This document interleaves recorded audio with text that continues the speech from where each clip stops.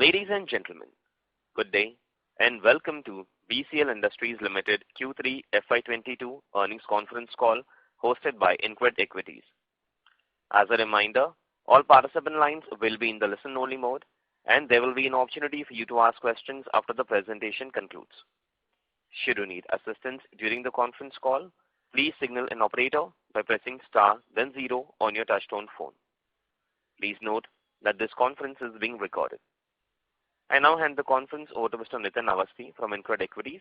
Thank you, and over to you, Mr. Awasthi. Thank you, Neeraj. Before we begin, I would like to thank the management for giving us this opportunity to host this Concall. And from the management side, we have Mr. Kushal Mittal, who is the Joint MD of the company. Now, I would like to read out a short cautionary statement before we begin. Some of the statements made in today's Concall may be forward-looking in nature. Such forward-looking statements are subject to risk and uncertainties, which would cause actual results to differ from those anticipated. Such statements are based on management's beliefs as well as assumptions made by them and the information currently available to the management. Audiences are cautioned not to place undue reliance on these forward-looking statements in making any investment decisions. The purpose of today's earnings Concall is purely to educate and bring awareness about the company's fundamental businesses and the financial quarter under review. That's all. Over to you, sir.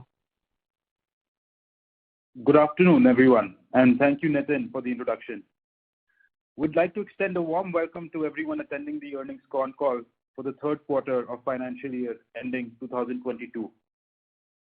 Before I begin, I'd like to wish you and your family a happy new year, and I hope you and your families are keeping safe and well. For the ones who are participating for the first time, let me give you a brief background about the company. BCL Industries Limited is a diversified business house with business interests spread primarily across edible oils and distillery. The company started off in 1976 with a solvent extraction plant of 40 tons per day, extracting oil from rice bran. Over the years, the company has grown to become one of the largest edible oil manufacturers in North India, having a total capacity of 1,020 tons per day. Furthermore, we have forayed into the business of distillation by setting up our own grain-based distillery of extra neutral alcohol of 100 KLPD along with a bottling plant in Bathinda, and later doubled its capacity to 200 KLPD and added an ethanol plant. With the rise of demand in both ENA and ethanol, the company is now installing a state-of-the-art distillery of 200 KLPD and 10 megawatt cogeneration power plant in Kharagpur, West Bengal. Furthermore, the company is also expanding in the distillery capacity at Bathinda by adding another 200 KLPD of ethanol capacity. The company has already received the environmental clearance for the expansion, and the civil work is in full swing. All the machinery orders have been placed, and some machinery suppliers are also on site working. The company aims to bring this plant to production in the second half of FY23. Post-expansion, the capacity of Bathinda unit would be 400 KLPD, and BCL Industries Limited will be one of the largest suppliers of grain-based ethanol in the nation. Now talking about the key financial highlights for the third quarter. We've had another consistent and phenomenal performance this quarter. The total income of the quarter was 567 crores, which increased by around 40% year-on-year and 22% quarter-on-quarter. EBITDA for the quarter was at 36 crores, which increased around 66% year-on-year and 13% quarter-on-quarter. EBITDA margin stood at 6.41% with an increase of 96 basis points on a year-on-year basis. Net profit after tax was approximately 24 crores, which is an increase of 139% year-on-year and 15% quarter-on-quarter. And PAT margins for the company were reported at 4.25%, an increase of 173 basis points on a year-on-year basis.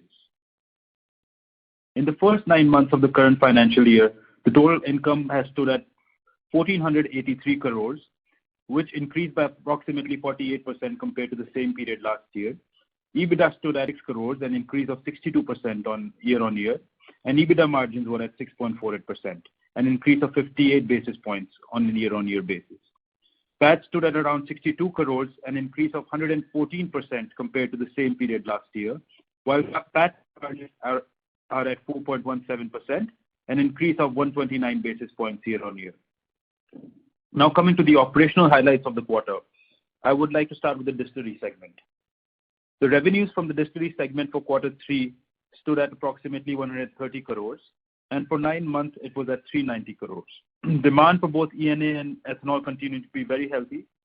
The work at Swaksha distillery was ongoing, and the company has already started the initial testing of the power plant. And these vendors and the company are now working tirelessly to bring the plant into commissioning as soon as possible.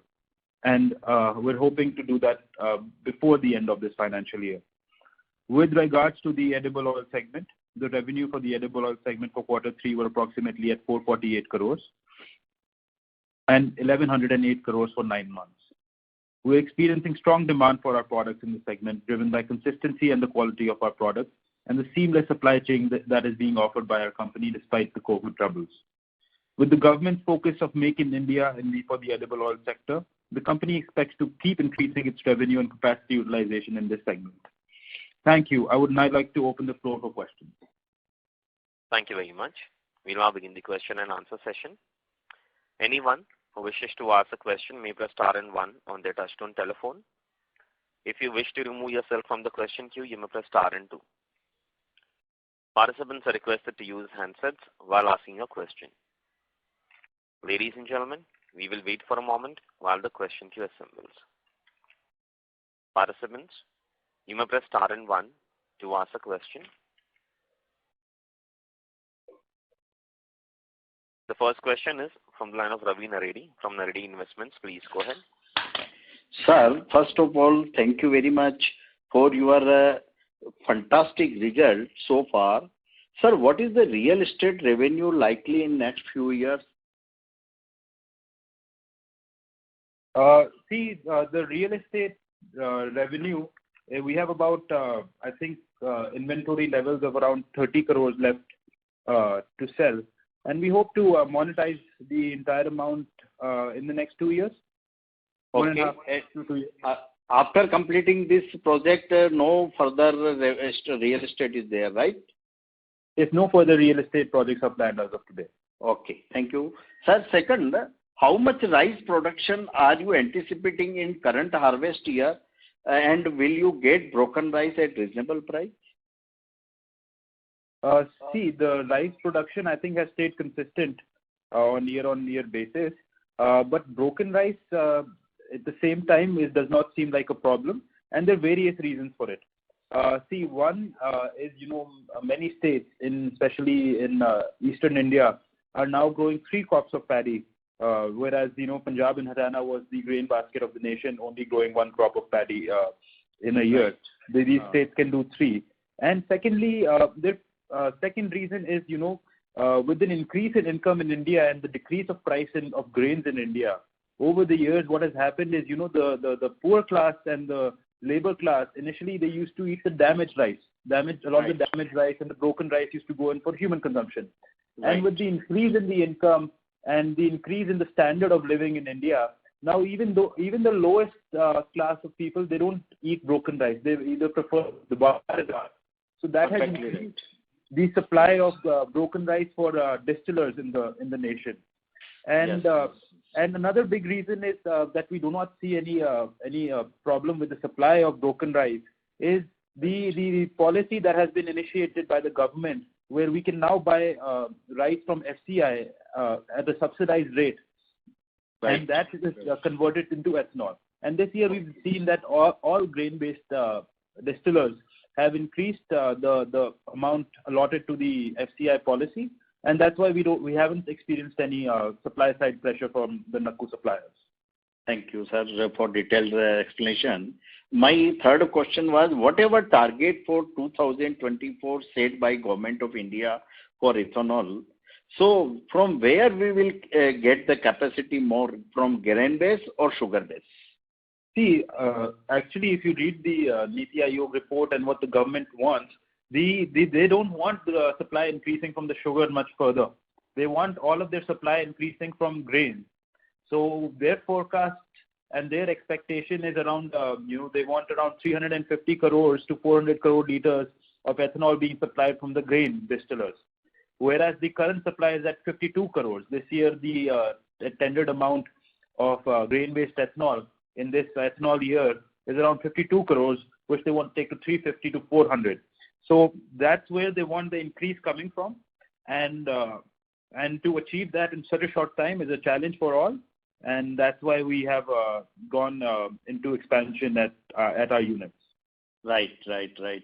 Again, thanks for a detailed explanation. When Sabasta distillery will start and Batinda, you said by November 22, then what is plan for expansion, for further expansion of our units? See, we have also taken the necessary permissions for an added PD at Soksha. So our target right now is to, before the end of this calendar year, make Batinda 400 KL capacity and bring Soksha to 300. 400 and 300. And for now, our focus is on this to make a company 700 KL company, and then we can come up with other plans if needed. And after that, any expansion plan you have made so far? This is the expansion plan for now. Okay. So there will be no capex in financial year 23 and 24, right? Not as of now. No. Okay. Thank you very much for detailed explanation. Thank you so much. Thank you. Thank you. Participants, you may press star and 1 to ask the question. The next question is from the line of Dipesh from Omni Financial Service. Please go ahead. Yeah. First of all, congratulations on a great set of results once again. Thank you. Just wanted to know what is the average price realization of ethanol after the price have been revised? See, the ethanol is being supplied now in two policies. There is the ethanol that is supplied against the damaged grain, which is at 52 rupees 13 paisa. And then there is the ethanol that is being supplied against surplus grains that are bought at 20 rupees a kg from FCI. And the same ethanol is supplied to them at 56 rupees 87 paisa. So we are doing mainly the surplus FCI. What is the revenue mix? About 30% of our quantity, 30 to 35% is under the surplus scheme, and the rest is under the damaged. And in future, are we going to increase? How are we looking forward for this? Because we have our expansion also coming in place. Yes. You mean change this ratio or? I mean the ratio, since we get a higher realization at... No, the realization is about the same in both according to our calculations. And it depends, for some parts of the year, the damaged crude grain might give you a better realization, and in some part of the year, the surplus grain could give you a better realization. But on an average, we've calculated to be about the same throughout the year. The ratio could be changed a little. Maybe we could increase the FCI supply in the next year, but we haven't taken a call on that yet. It's usually closer to the next sugar year that we'll take a call on that. What is the average realization since it's almost the same for damage as well as surplus, what is the average realization on this? The average realization on an average, we expect per liter we'll get 10 rupees. Okay, per that liter. Is after including BDGS and all the other byproducts. That is the MOTA calculation that we follow. Okay. So that is apart from the other waste which whatever we are selling the other waste, that is included in this? That is included in this. So per liter about approximately I wouldn't 10 call rupees. it waste. I would call them byproducts. Byproducts. Yes. Out of 500 crores of revenue that a 200 KLPD plant gives us, 100 crores is in DDGS. So I think it would not be right calling it waste, as I think it could be termed as a co-product, if not even a byproduct. Yes. Okay. And just one question about the Soksha distillery. When is it getting commissioned? Because we've been waiting since December 2020. Yes. There were some delays, of course, due to COVID in the commissioning of the plant, and then with the prices increasing, commodity prices increasing globally, there were a lot of plant suppliers who were in trouble. But due to our long-term relationship, we kept it going, and they've agreed to supply on the previous terms. So there was some delay due to COVID and everything, but we're expecting to have it commissioned either Feb or in March. Feb, March, but that will be full capacity? Yes. So once the commissioning begins, the plant will go into commissioning at full capacity. Full capacity. Okay. And one more question is that once we get the 700 KLPD expansion done by FY24, so by FY25, I'm talking about long term as I'm a long term investor. By FY25, can we reasonably assume that the profits which we are showing today from the distillery division will triple? You mean the revenues? The revenues as well as the profits. If all the other things remain the same, the government policies, the government, everything. Yes. So with the 700 KLPD expansion coming into place, we expect revenues around the tune of 1750 crores from the distillery sector, and the margins too, we expect them to continue. It is reasonable to expect that the profits and the margins will grow according to the capacity. So basically, for right now, we are working at 200 KLPD. By FY24, if we are having 700 KLPD, so it's reasonable to assume that profits will triple. Sales as well as profits will triple. Yes.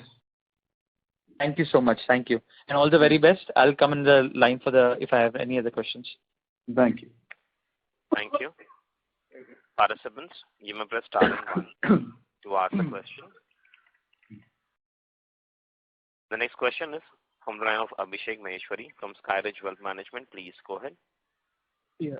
Hi, sir. Thank you for the opportunity and congratulations on the good. Abhishek, sorry to interrupt you. May I request you to speak a little louder and closer towards the phone, please? Yeah, one second. Am I audible now? Yes. Yes. Better. Yeah. Thank you for the opportunity and congratulations on good numbers. So, sir, a couple of questions. Could you talk a little about any input cost pressures that you might be facing in edible oil and distillery division? Pressure in edible oil division? Is that the question? Both. I think majorly it would be edible oil, but I think if you could talk about distillery also, if there are any input cost pressures there. Hey, not to sound too positive, and I think we're in a cycle where both the sectors that we are in are going through a phenomenal period, and we expect this period to continue because both the industries are import substitute industries. And for the edible oil sector, we had been very bullish on in this industry for the past few years when everyone was ignoring the industry or was very negative on it. And we kept saying, there will be a time when the government will have to go back to being indigenous in this industry because their financial model is not good for the economy. And that is exactly what we're seeing happening right now. With the mustard crop this year going up about 30%, 25 to 30%, that's what the estimates are. And the weather has been very favorable this year. A lot of barren land has come into mustard cultivation. A lot of people have shifted from wheat to mustard where we are. And the crop that is incoming will serve us for the entire year. So that will help us increase our capacity utilization and our revenue in the edible oil sector. So I think even with the government decreasing the import duty, the global skyrocketed. I mean, the markets are at an all-time high when edible oils are concerned. And so, it is time for indigenous oils to come into place, and that's what is happening. There's a shift happening which will take a few years, but the sector is going through a very exciting period. And for the ethanol and the ENA sector, I need not say too much. Everyone here is very, very well educated on the sector. The government, for the 20% blending target, the demands are high. And even the ENA sector is very strong because none of the new plants that are coming across the nation have ENA licenses. The ease that has been done in the regulation for setting up a plant has only been done if you only want to manufacture ethanol. And us at BCL, we have the flexibility to manufacture both ENA and ethanol. And ENA market is extremely strong, and we expect that to also continue. Good to know, sir.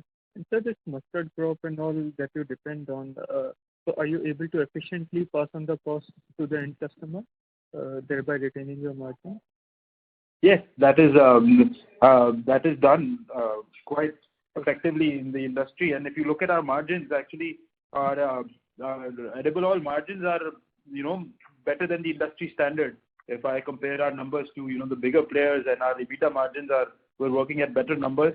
So we can pass on that to the consumer, and we're doing very well in this sector. Right. Good to know, sir.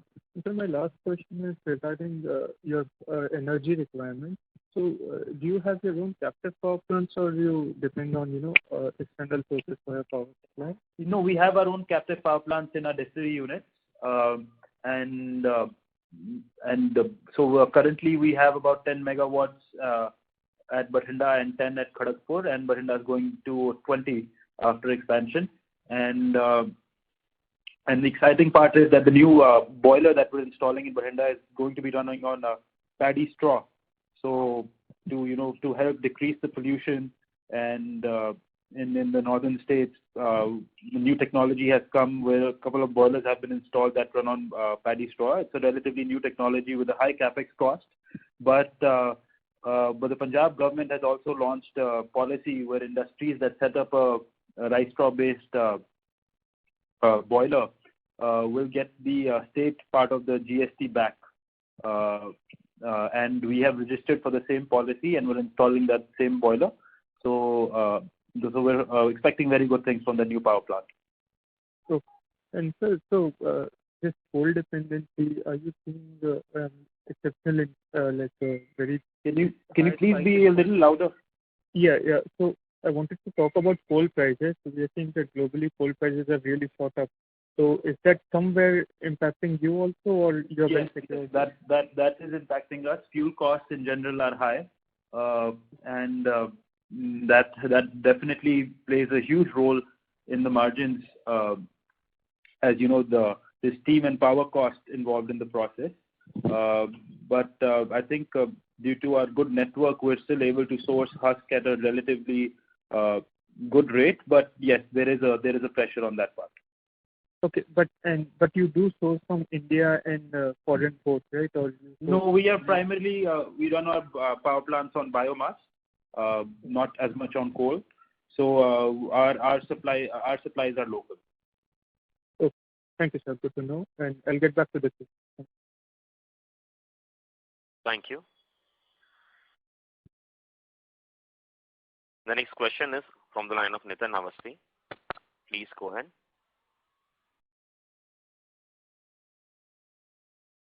Nitin, may I request to unmute your line from your side and go with the question, please?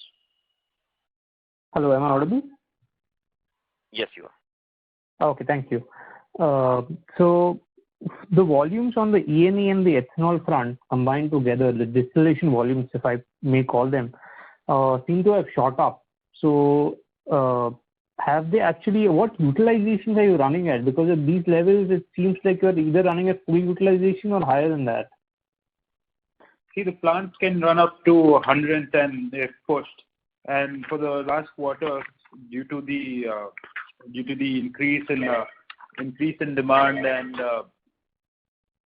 and our plant had already gone into maintenance beforehand, we were able to work at full capacity utilization and slightly higher.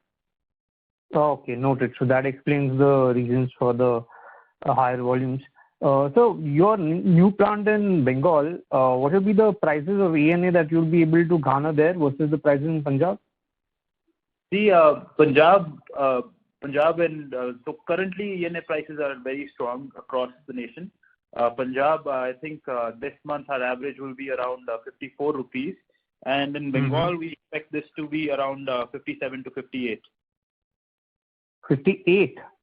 57 to 58, yes, with the current prices.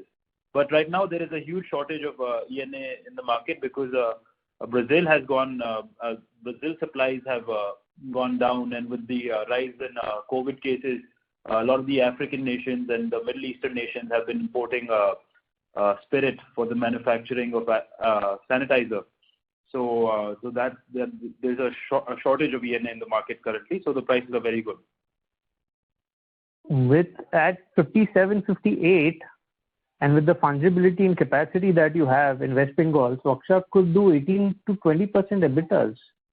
Yes, we're expecting better EBITDA margin at the Swaksha unit. Okay, noted, sir. So what is the price trend of DDGS right now? See, DDGS, I think it depends on what protein you are selling at. So our protein percentage, we're getting around, I would say 26 rupees on an average. 26 rupees on an average. Okay. Noted, sir.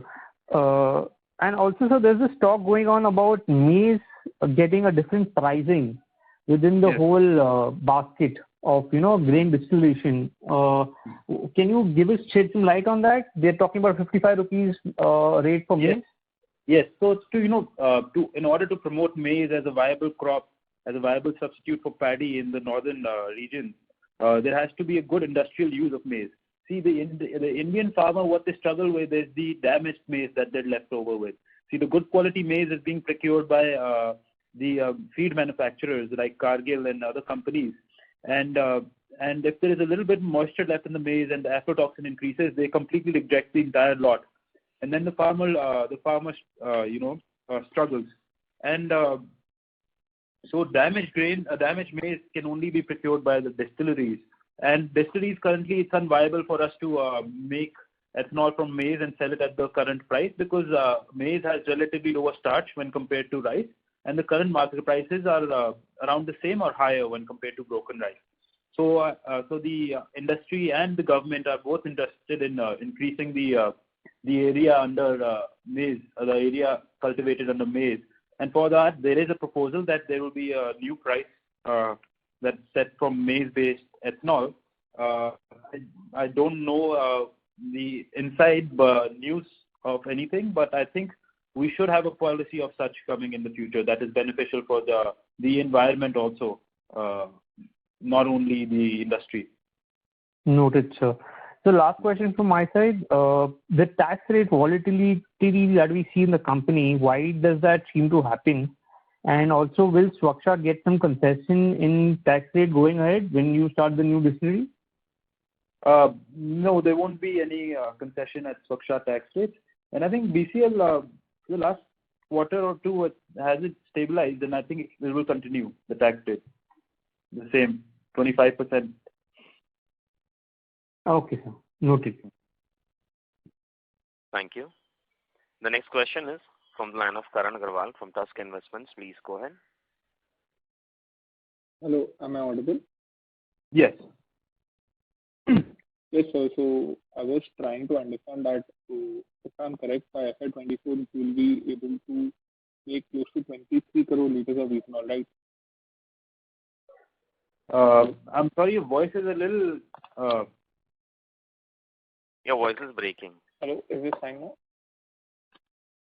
Yes, hello? better.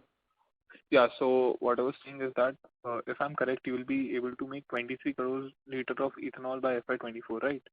23 crores of both ethanol and ENA combined. And assuming an average realization of 54 per liter, you will be able to make close to 1200 to 1250 crores revenue from ethanol and ENA combined. Okay. 1200. Yeah. Yeah, assuming so assuming 54. And in the call, if I'm not wrong, you had mentioned that the revenue from the distillery division will be close to 700 odd crores, right? So these 1700. So that is including the byproducts also.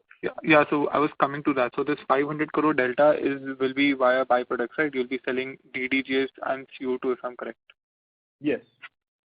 Yes. And the second question, sir, would be that of this 23 crore liters, what will be the mix between ethanol and ENA? Because as per my understanding, to be eligible for the interest rate subsidy, you need to utilize 75% of the plant to produce ethanol, right? No, so that is plant-wise. That is not company-wise policy. So, for example, my Bathinda expansion qualifies under the interest subvention scheme because I'm expanding that plant by 200 KL, and the expansion that I'm doing is ethanol only. So it is only the expansion that is looked at. So then my entire plant will be on ethanol. So that's why I qualify for that policy. And then the same at Kharagpur. The 100 KL expansion that I'm doing is ethanol only. So for the 100 KL expansion, I'll qualify for the interest subvention. For the current 200 KL, I won't qualify because I don't wish to divert 75% of my quantity towards ethanol, and I wish to have the flexibility in Bengal as ENA demand is good there. So, yeah, thank you so much. And who do we I'm sell? sorry. Hello, and who do we sell ENA to? Do we have a? I'm sorry, I'm new to the call, so I might not know. So, which is why I'm asking: are we selling? Voice is really cutting. It's Hello, is it clear now? Hello. No, it's very turbulent. Okay, I'll get back. I'll get back in the queue. That'll be the best. I'll try reconnecting. Yeah. The next question is from the line of Mayur Liam from Profit Mart Securities. Please go ahead.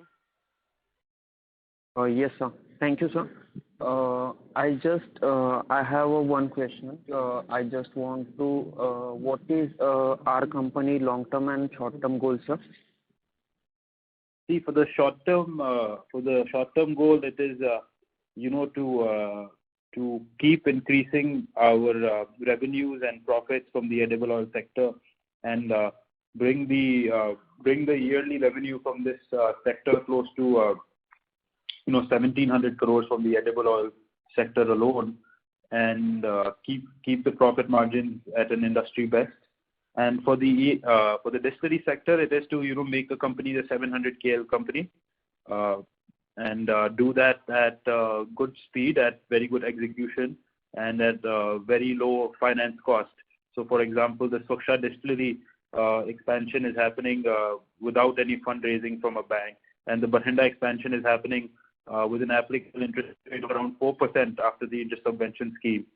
So those are the targets for now, and for the long term is to remain as the largest, one of the largest grain-based ethanol manufacturers in the nation, and become a pioneer in the industry, and also be long-term debt-free. Okay, sir. Thank you so much, sir. Best of luck, sir. Thank you. Thank you. The next question is from the line of Sneha Ghoshal from Insync Capital Partners. Please go ahead. Hello. Hello. Thank you for the opportunity, sir. I wanted to ask, what is the difference, what percentage of revenue do we foresee from edible oils, and what percentage do we see from ENA and ethanol? See, I think post our expansion in the distillery sector, we expect both the sectors to give us 50-50 in their revenues. So that's what we're aiming for, and I think that's what our expectations are. Okay. And since there has been a lot of traction in the edible oil segment, especially in exports, where do we stand in there? Exports, how do we foresee it? See, we as a company are, in this sector, we think India itself has such a huge demand that, we to cater that also, it's a big challenge, and we're focused on the Indian consumer and indigenous oils for the Indian consumer. And with the government policy of import substitute oils coming into place, and with the cultivation of the Indian oil seeds increasing in the next couple of years, our focus is on that, and I think that will be a big growth driver for the company. Okay. And there has also been some news about some price increase in edible oils as well. So are we going to benefit from that in the near term, at least next 2-3 quarters? Sorry, price increase or decrease? Some aspects of there was a price increase as well. There has been some. In the last year and a half, edible oil prices have appreciated, and that is good for the company, because when the edible oil prices increase, the price for the oil seed increases, and the farmer gladly switches to cultivating edible oil seeds, as we're noticing with mustard this year, as there's a bumper crop coming in. And that is beneficial for a company like us, as we are we expertise in edible oil seed to the final dabba pack. So when the farmer decides to increase the edible oil cultivation, we are direct beneficiaries of that. Okay. Yeah, that's it. Thank you so much. Thank you. Thank you. Participants, you may press star and 1 to ask a question. The next question is from the line of Jatin Kumar from Alpha Capital Management. Please go ahead. Hello, sir. First of all, congrats for a great set of numbers. Sir, my one question, sir, is in terms of long-term risk on this ethanol government policy, because there is some kind of worry also that India is a poor country, people don't have food to eat, and government is allowing food to be used to convert to ethanol. So any worry on that, or that government is they may change this policy and all, sir? Mr. Jatin, that there's for the educated in this sector, there is not much worry on that, because just today, just this morning, I was reading the Hindu Business Line, and there was an article on that said that we know this, but we know this, and we've been talking about this for a while. But just for everyone's knowledge, it was an article on Hindu Business Line that everyone can read, which said that the government intends to keep this policy of surplus rice ongoing, where we're buying rice rate from FCI and converting it to all. Because the stock limit, the stock that India needs, even if there's a famine in the country, is at 7 lakh metric tons of grain. The current stock that FCI is sitting on is 53 lakh metric tons. So there's a huge difference between what is needed and what they have, and that is being bought at a very expensive rate. So the ethanol policy is a very good solution for this. The government can't tell the farmers to stop cultivating, because now, as we're experiencing, more and more barren land is coming into cultivation instead of the other way. The government has to subsidize agriculture, as that is the case around the world. And Indian grains are not exported because of the high pesticide used in the country. And even if they are being exported, there's not much demand across the world when it comes to the grains, as the world itself is grain surplus. So for those reasons, we are not worried about the long-term aspect of this policy. Sure, sir. Great to know, sir. And sir, one question on very near term, next coming few quarters, because we are already running at, say, full capacity, and new capacity will take some time to come. So can we expect some kind of less growth or no growth for coming few quarters, or we should be expecting growth in coming few quarters also before the big capacity comes in? Growth as in terms of revenue, or? Yeah, both, sir. Revenue as well as bottom line, profit and revenue. Yes, so we expect growth. So first growth driver should be Soksha Distillery, which we're hoping to commission before the end of this financial year. That is a 200 KLPD plant. It is a subsidiary of BCL, where BCL owns 75% of the equity. So those revenues and the bottom line from that plant will be reflected on our balance sheet. And secondly, to another 200 KLPD expansion in Bathinda that we're expecting. The work is ongoing at a very good speed, and we're saying November, but I think that the expansion will be done before that, and the plant will be commissioned before that, because with us being in Bathinda and having our entire team here, and the weather conditions being very good here, work can be done at a very good speed in comparison, and a brownfield project is always done at a much faster speed. And another 100 KL we expect to add in Kharagpur before the year end. So these would all be growth drivers for the company in terms of revenue and the profits. And at the same time, as I've been mentioning, the edible oil sector, with going back to indigenous, we expect to keep increasing our capacity utilization quarter on quarter, as we're seeing in our numbers, and that has a direct impact on our revenues and profits. Sure, sir. And sir, last question would be, have we entered into some long-term contracts already with for the ethanol, or they will be done once the capacity comes online? See, the contracts that we've entered is, we are eligible to participate in the yearly tenders, and we participate in the yearly tenders. Sure, sir. Thank you, and all the best, sir. Thank you. Thank you. The next question is from the line of Dipesh Pancheti from Omni Financial Service. Please go ahead. Yeah, am I audible? Yes. Yeah. How is the edible oil policy which the government has launched, and today even the President also said about, how is it going to help our company? See, to understand, so we at BCL, we are fully vertically integrated in the edible oil sector. So our expertise has always been converting the edible oil seed to the final dabba pack. So we have our own oil mill, our own solvent extraction unit, and our own refinery. So our expertise was always buying the edible oil seed from various, Artiyas and converting it to the final product. And when the indigenous seed production increases in the nation, our oil mill and our solvent comes into greater capacity utilization, which is being worked at under capacity utilization currently, and that is very beneficial for a company like us. Okay. Also, wanted to know that do we expect our margins to be better?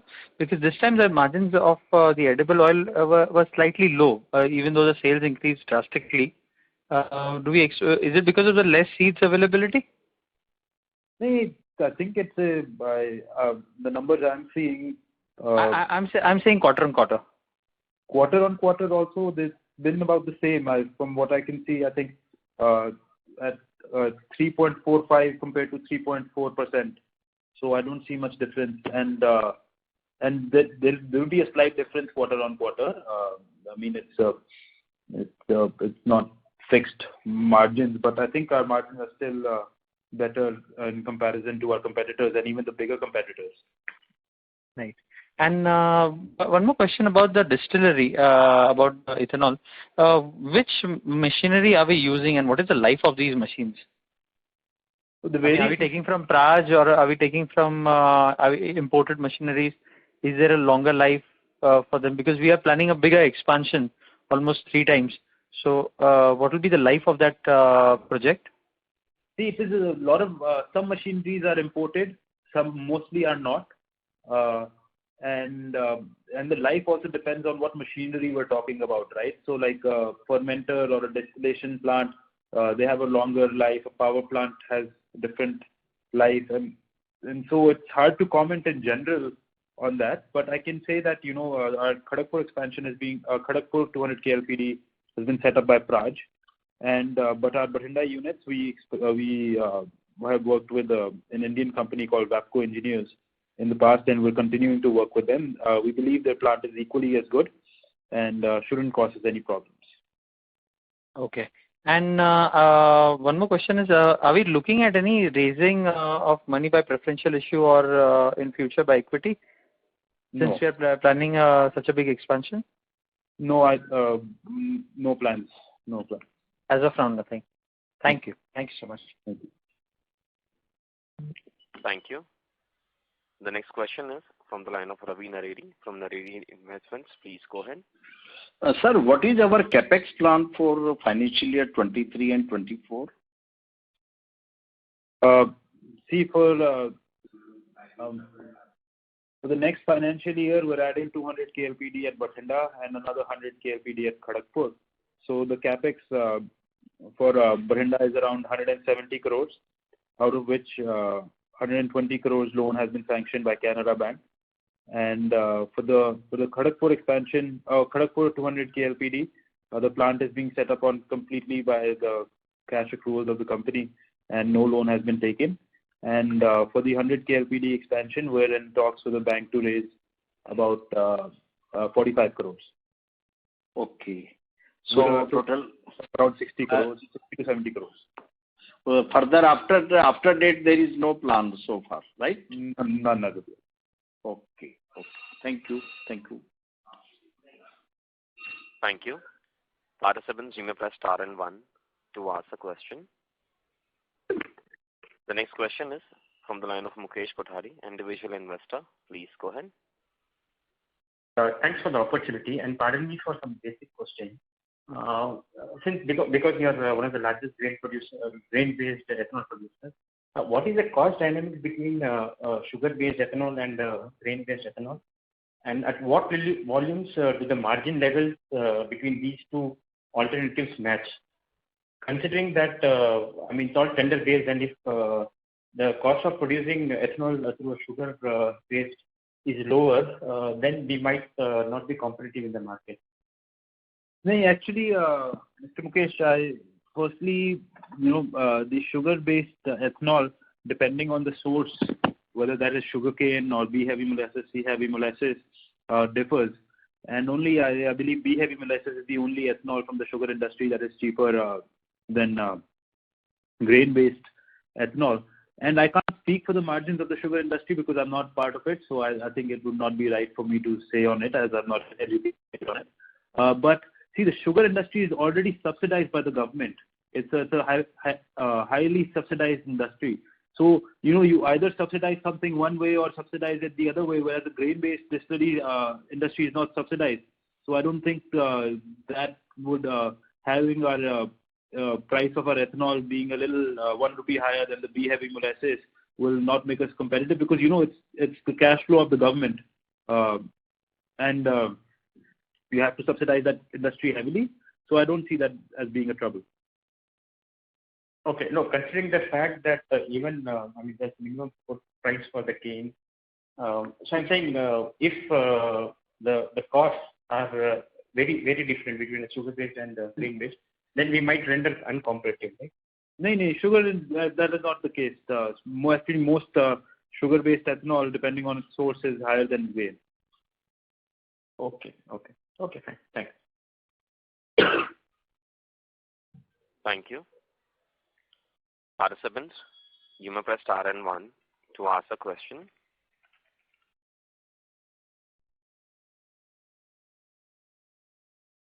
Ladies and gentlemen, you may press star and 1 to ask a question.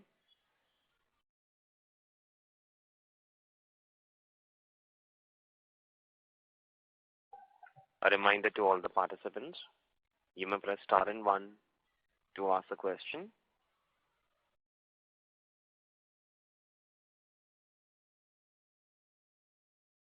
The next question is from the line of Mohsin Alam, individual investor. Please go ahead. No, sir. Sir, I have one question regarding the recent news that government have cut the GST rate on ethanol meant for blending. So what will be the impact of this GST rate cut on the company's bottom line? Yes. So actually what should clarify the news a little. So initially the rule was that the PSUs being BPCL, IUCL and HPCL, they could buy ethanol at a GST rate of 5%.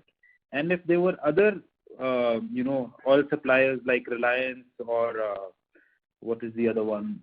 Private players, the applicable rate was at 18%. And so that has been changed to 5% now for the private players. So initially, the private players were not buying ethanol because it wasn't viable for them to buy. But now they started buying ethanol, so that in general has increased the demand of ethanol for us.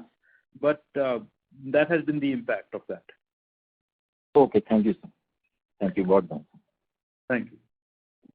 Thank you. The next question is from the line of Vinod Satpal, individual investor. Please go ahead. Sir, do you have any plans for expansion in edible oil business? Because we have been talking a lot about the ENA and the ethanol space.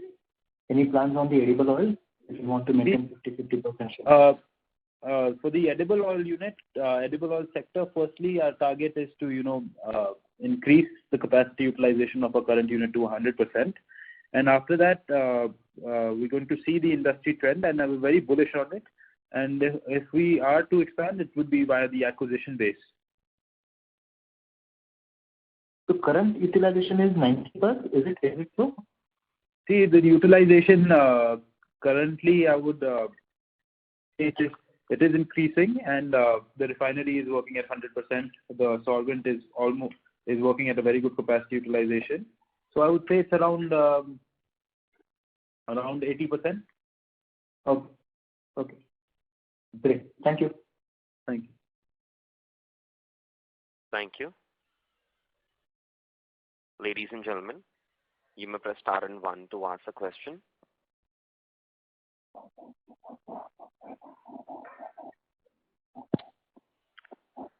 Anyone who wishes to ask a question may press star and 1.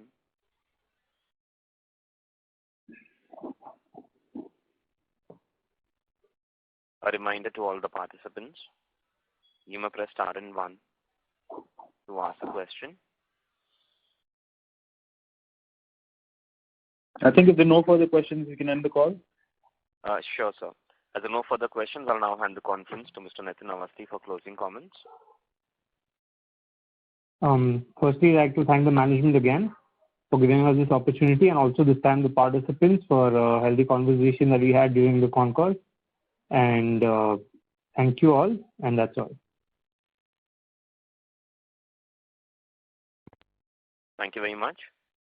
On behalf of InCred Equities, that concludes this conference. Thank you for joining us. You may now disconnect.